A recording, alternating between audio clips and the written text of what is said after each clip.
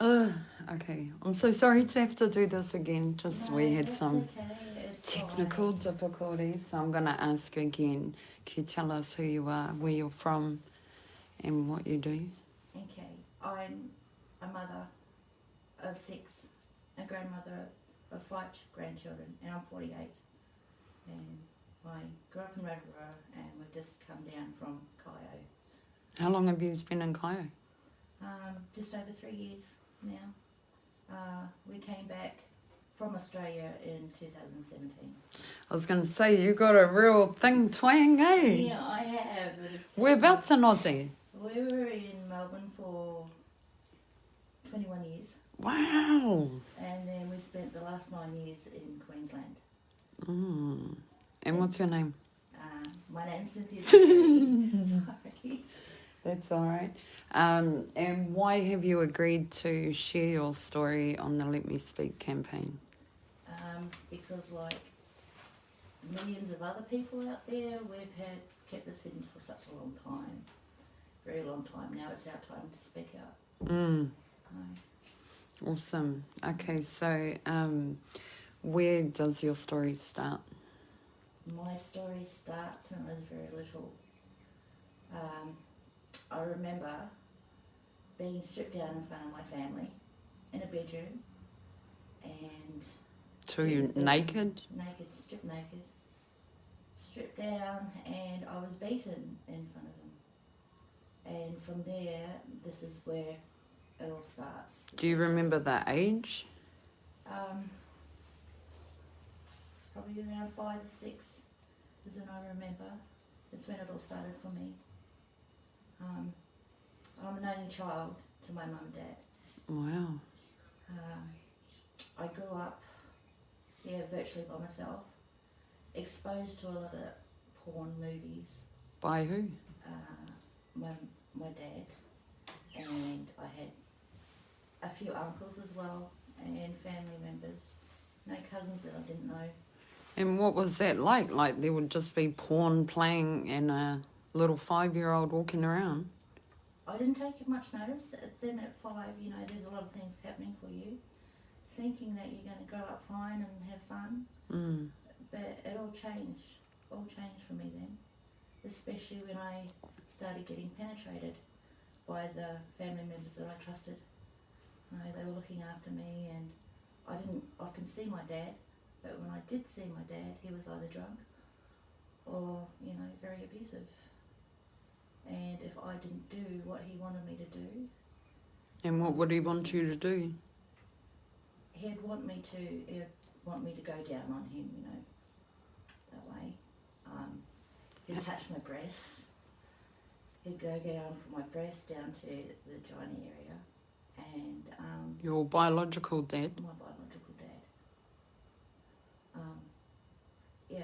And I didn't think at the time, and I thought nothing of it, because it started off like a game, like any game. Yeah, how did it start? Well, Dad used to ask me that, he used to tell me that I'm going to do this to you, or I'm going to touch you, so just carry on, just let me do what I need to do. And I'm thinking, but no, because being little, you can't defend yourself then. You can't stop or push that person off. And it's just so hard, and you end up crying, and you think, why is this happening to me? Why? Was there a time when you thought this must be normal, like other little girls must go through this, or did you know that was wrong? At that time, I thought it was normal. Yeah. But as I grew up and went through school and everything, I used to look at other girls and think, I wonder if you're going through what I'm going through. And when they say that we're growing up fine and there's nothing happening to us, and I'm thinking, well, what's wrong with me? Why am I getting this done to me?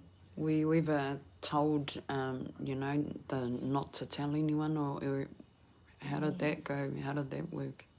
When these things used to happen to me, when my uncle used to do it to me, and he was disabled, my father wasn't around. No one was around at the time.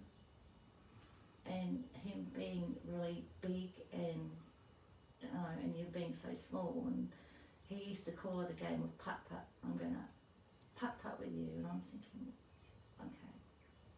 Right. It's just... And what did that mean, exactly? I didn't know what it meant at the time when I grew up.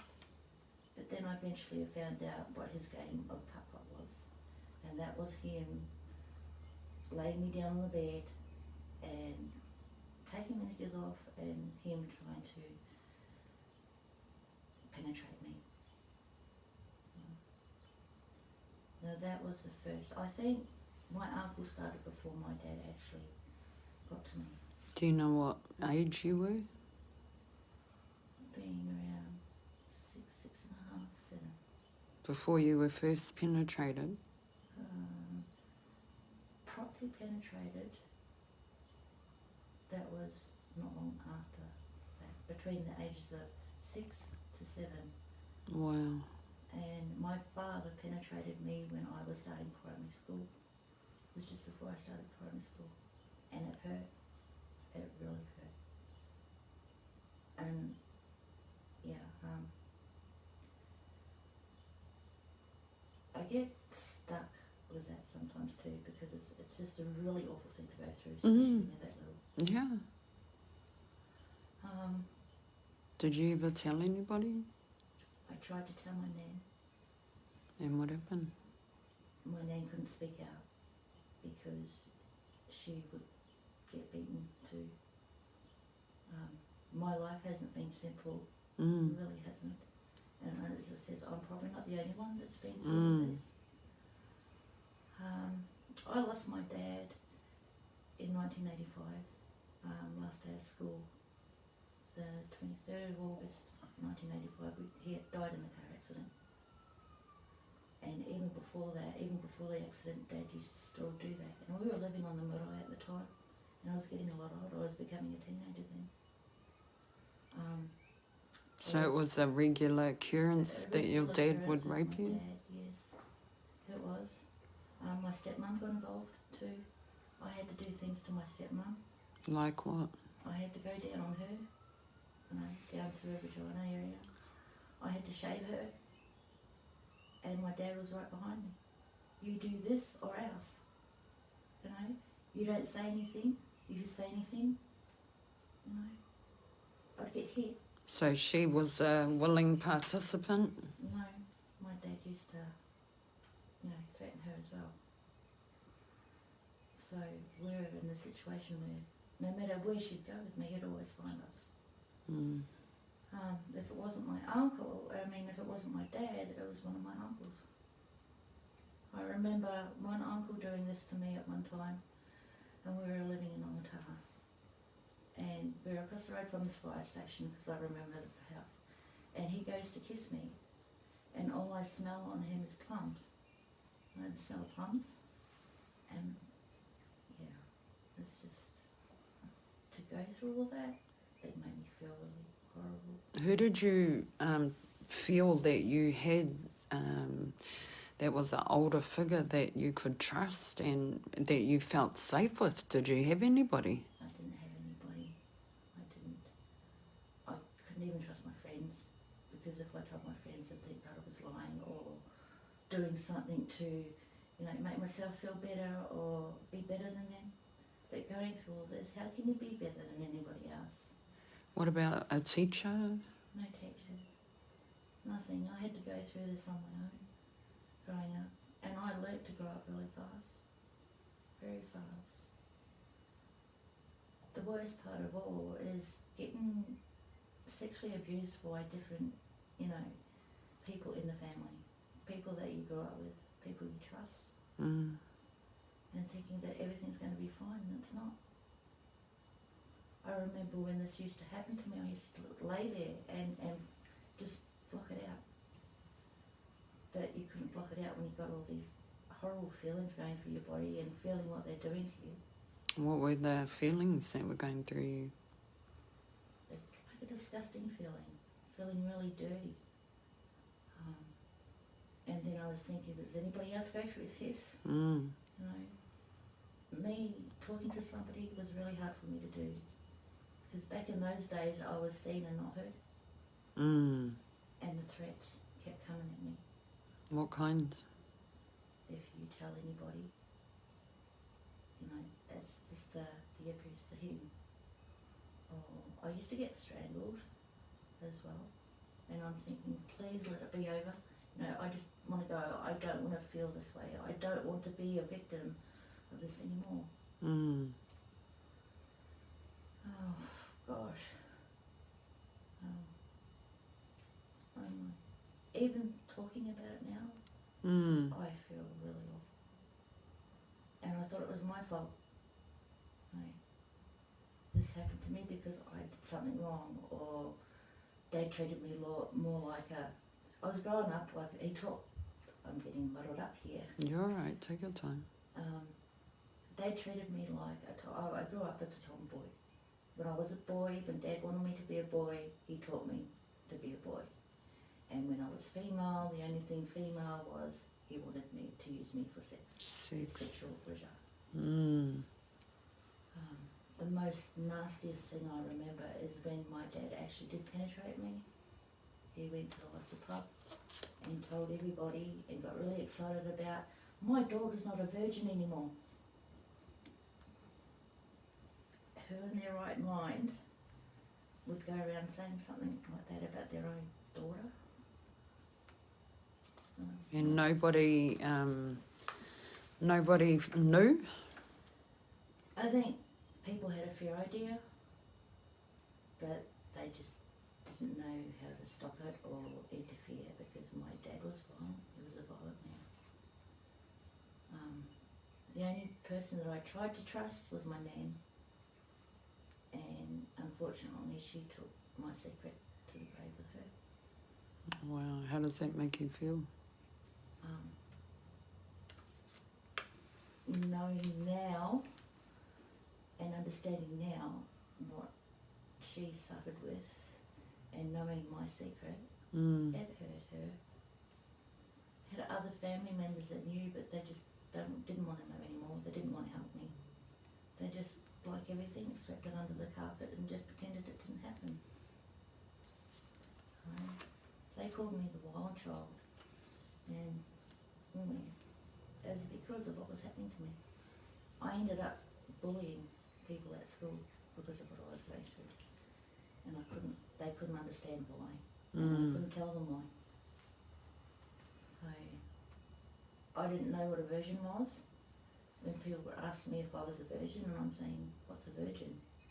And they go, well, a person who hasn't had sex. And I couldn't tell them I wasn't a virgin. I had to go along with things and pretend, yeah, okay, I know what a virgin is. No, I haven't.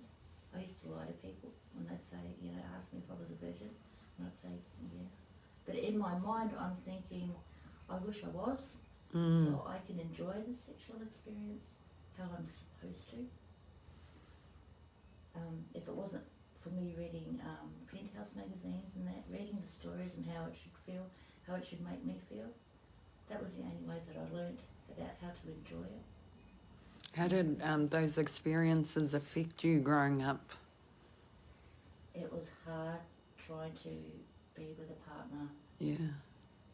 Given what I'd gone through, it was like, are you just going to use me for that side of things? Or are you going to really love me? It's all I ever was looking for was love. And to be loved the way a normal person or someone who is really in love, in that way. Because of these sexual experiences that I went through, it was harder for me to enjoy that part of life. Anyone comes close to me or touch me, I just and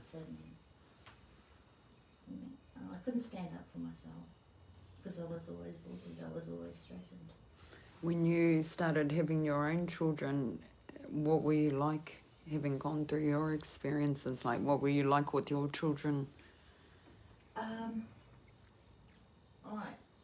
Even though I went through the sexual abuse, I still wanted children.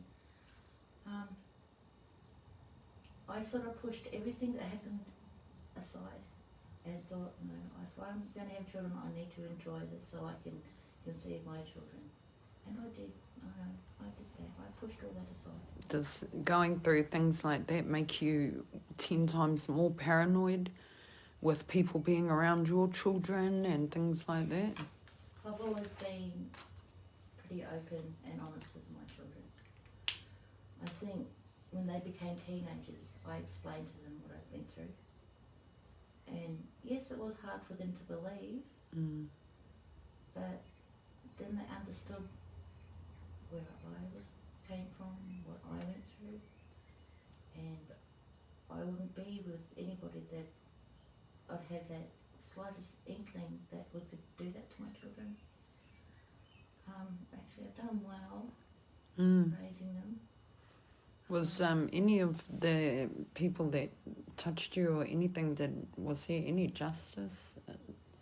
No, there wasn't any justice. I had to go through my life knowing that, they did this to me. Yeah. I had to live with it. Because at one stage I thought it was normal. That's what I'm going to grow up with. I'm used to that. And because I got used to that, I was with people that, I got so used to the sexual abuse. And yeah, I just got to the stage where it was just normal for me. So I lived like that. Then I started changing because I didn't want my kids going through what I went through. And it took a lot of hard work and being really cautious. But yeah, I did my best with them so they know what their mother's been through. But they know that's just more than the sexual abuse. They've seen the hurt, they've seen me go through a lot, the abuse, everything. And I tried to hide my children away from that, but it just was more exposed. Yeah, it's not easy with the kids. And then you've got family members that say, oh, watch the person that you're with because he might touch your kids. And my husband now has been accused of being a child toucher, and he's not.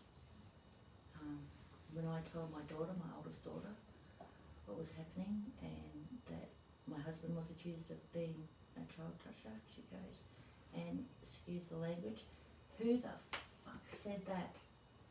And I had to tell her it was my uncle that said that. Yeah. Do you think that any of those uncles and that did it to any of the other kids besides you? No, I don't think they did it to anyone else. Because I was the only granddaughter and the only niece at the time. So I copped everything. They threw everything at me. I had to battle with it. The sexual abuse was really hard. I didn't think I could enjoy sex. I didn't think I'd ever do it. But did you do any counselling or anything? no counselling. No counselling at all. I've kept it all up here. I've been through, mental health issues. It's taken me a long time to get over a lot of things that have happened to me in my life. I don't want my grandchildren going through this. So I know that my children will never do anything like that to their kids because I love them so much. But at the moment I've got cousins that are young, just starting school and everything like that. They've been sexually abused. So it's continuing on in the family, even till today. And the person that did sexually abuse my cousins, my younger cousins, he is in jail. He was sentenced in Australia last year. I found out that he was serving a year over there and then he's going to get deported back here to New Zealand to finish his time. Now this uncle that said that my husband was a child molester is the father to the cousin that's in jail and serving time for sexual abuse. So, if anything out of all this, it's made me stronger. I've done a lot of healing since I've been home in New Zealand. And there's a lot more I can say, but it's just not coming at this time. That's all right. I've never wished this upon anyone. It hurts me today to know that there are children just being born and they've been touched just not long after they've come out of their mums, and I think, how can a person do that? It's just an innocent life, and you've taken the innocence away from it, being male or female. Males, it took me a long time to figure out that, it happened to them too. But just like me, we were mainly kept it all hidden and had to keep on going. Push it all aside and just keep going. How did you feel when you found out your dad passed away? I was in the accident. I was in the car accident. My dad was the only parent that I knew. My mum left me when I was only 3 months old.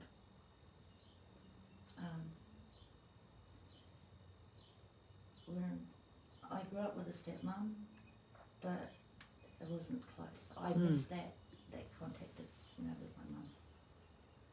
Her case was she loved the hard drugs, she loved the alcohol, she was into prostitution. So it seemed like to me it was a pattern, and I didn't want to follow that. I had to change that. I had to veer off and not let it go ahead. So a lot of the sexual abuse I went through was also came with the name calling, or you're just going to be like your bloody mother. And I'm thinking, my mother?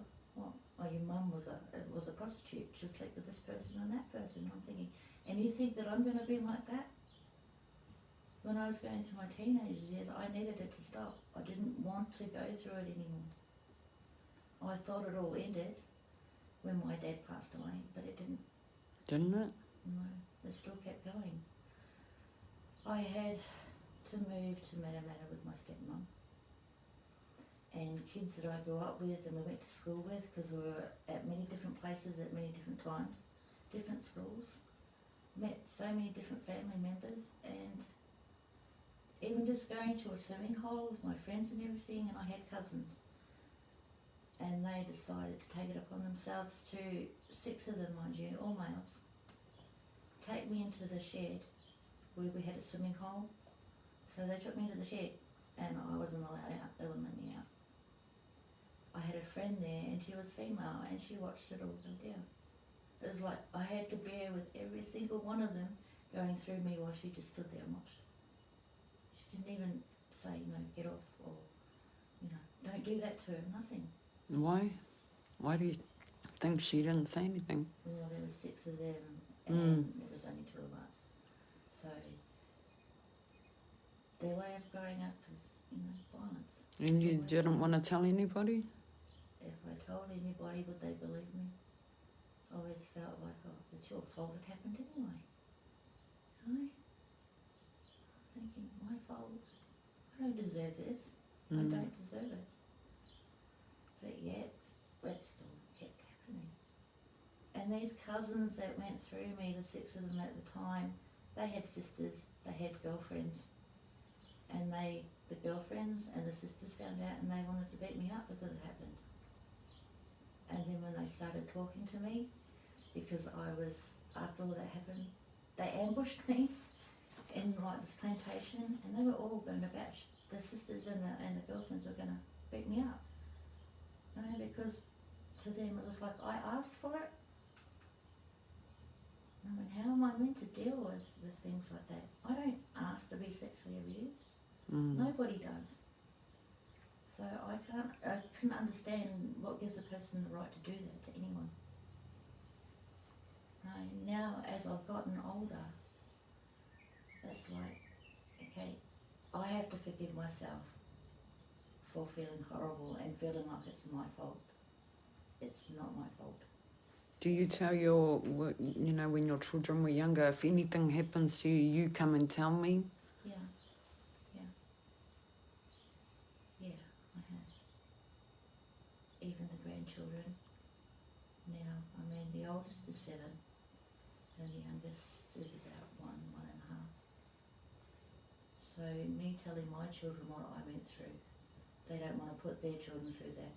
They didn't want to go through that themselves. So what are the reasons why I'm just asking because I've got my daughter who's 9, my son who's 10, and I've personally never been through sexual abuse, and I'm trying to paint this picture so I can understand what makes a child or, someone that goes through it not want to speak up. Is it fear? It is fear. A lot of it's fear. The fear also of not being believed. That's another reason too. And they'll just look at you thinking, like you're stupid. No? Yeah, you must have done something to deserve it.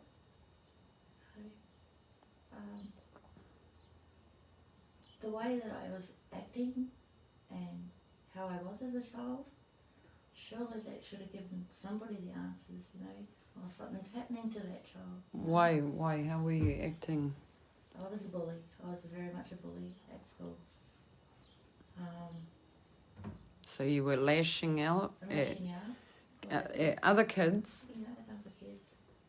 because you couldn't do it to the adults. That's right. No. They were like my size, my age, They were like me, so fair competition. That's how my anger and that came out. I used to lash out at people. I used to hide away a lot because, as I said, I was meant to be seen and not heard. I had to just shut up. Those were the hardest times we had to, and you wanted to say something, but it's just the fear of whether they believe you or not. It's the biggest fear. Yeah. But you tried. I tried. And most of the reactions that I got from family members was, you're right. Okay. Nothing else. Didn't want to help me. How would you try to, what would you say? What did you say? I'd say, I did say to my nan, like, my dad's been touching me and bringing me up, Nan. What do I do? And she, we were sitting down, she told me there's nothing much I can do. I want to. But then Nan had that fear of being beaten as well. It was. If we said anything in my family, we were beaten up. And told to keep quiet. No one should know about it. Yeah. You say anything, you get beaten up. My cousins didn't know what was going on with me at the time either. They were young, or they were living different lives. They were happy doing what they're doing. It's hard to tell my really close cousins, this is what's happening to me. I wanted to not be here, even as an adult, because I've had this going through my mind and trying to keep my kids away from things like that. It was really hard. It got to the point where I felt useless. I didn't want to be here. To be quite honest with you, I've tried to commit suicide 13 times. 13 times. And I'm still here. Why? Why did you try to commit suicide? I didn't want to go through it anymore. I really didn't want to go through it anymore. It took too much out of me mentally, physically. What age were you when you first tried? To speak out or attempted suicide because of what you had been going through? When I went to Australia in 86, a year after Dad passed away, I thought it would stop there too. But it seemed like every relationship I was in, it was just that sexual abuse. Some to the point where it was bondage.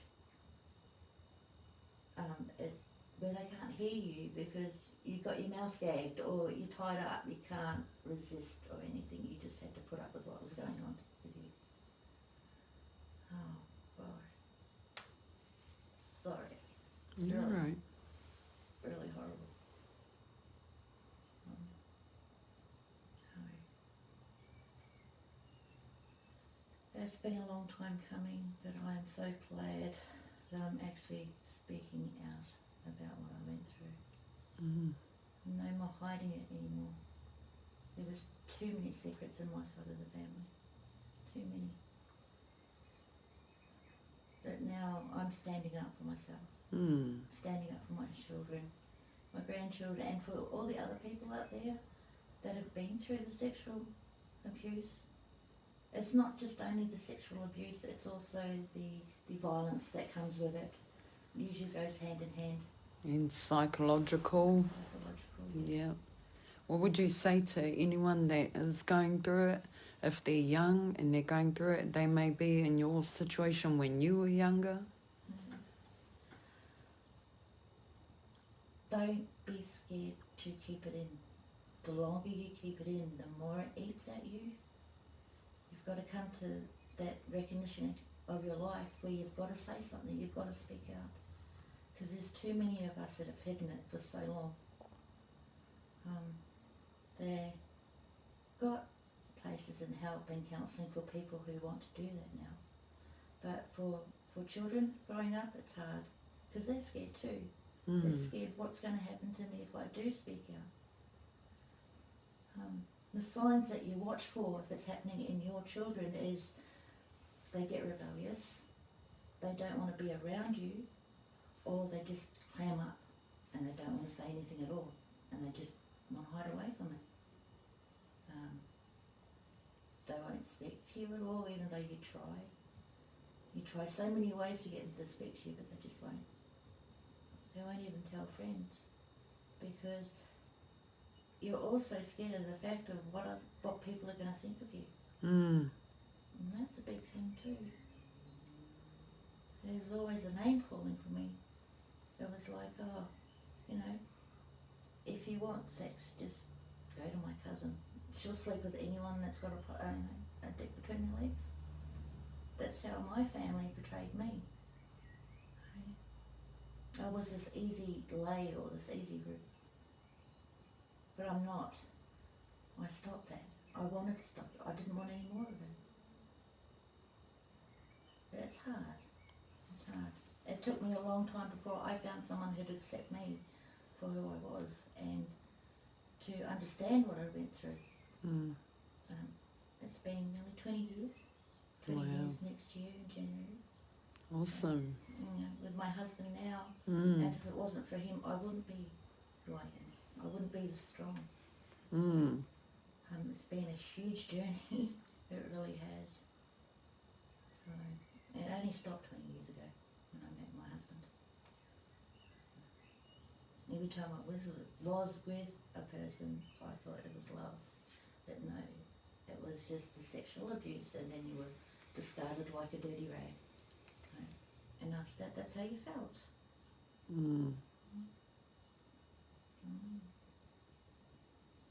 Not an easy subject to talk about, but once you get started, you can. And then there's a pause in between. So, but, yeah. No, well, thank you so much for sharing. Thank you for having me and giving me the opportunity to do this. It is nerve-wracking. Yeah. It is.